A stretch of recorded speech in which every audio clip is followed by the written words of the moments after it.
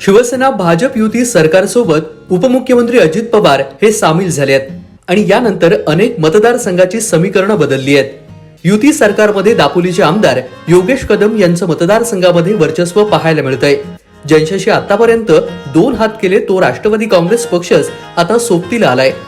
खासदार सुनील तटकरे आणि आमदार योगेश कदम यांच्या उपस्थितीमध्ये मुंबईत शिवसेना राष्ट्रवादी पदाधिकाऱ्यांची बैठक झाली. नेत्यांचे मनोमिलन झालं, पण कोकणातील गावोगावचे कार्यकर्ते वाद विसरणार का असा प्रश्न या निमित्तानं उपस्थित झालाय.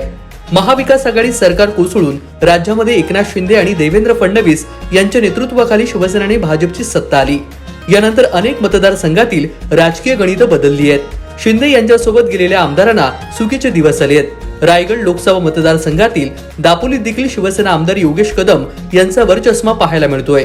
निवडणुकांमधून तो दिसून आला, पण ज्यांच्याशी 2 हात केले तो राष्ट्रवादी काँग्रेस पक्षच पुन्हा एकदा सत्तेमध्ये सामील झाल्यानं दापोलीची समीकरणं बदलल्याचं चित्र पाहायला मिळतंय. शिवसेनेनं दापोलीमध्ये 2019 पासून आमदार योगेश कदम यांच्या नेतृत्वाखाली नगर पंचायत वगळता सर्वच निवडणुकीमध्ये एक हाती वर्चस्व राखलेलं आहे.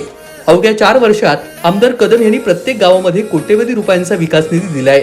आमदार योगेश कदम आणि शिवसेना यांना मानणारा वर्ग कदम यांच्या पाठीशी ठामपणे उभा राहिलाय. भारतीय जनता पक्ष देखील केंद्रामध्ये नरेंद्र आणि महाराष्ट्रात देवेंद्र यांचे हात बळकट करण्यासाठी हायकमांडच्या आदेशाचं पालन करेल.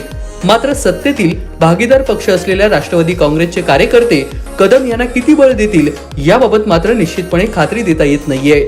दरम्यान आमदार योगेश कदम हे गोकुळ अष्टमीच्या कार्यक्रमाला राष्ट्रवादीच्या व्यासपीठावरती गेले होते. त्याचप्रमाणे राष्ट्रवादी काँग्रेसचे पदाधिकारी हे शिवसेनेच्या व्यासपीठावरती उपस्थित होते. या सर्व घडामोडीत नेत्यांचं मनोमिलन झाल्याचं दिसून येतंय. मात्र गाव पातळीवर लढणारे कार्यकर्ते आपापसातील वाद विसरतील का हा खरा प्रश्न आहे.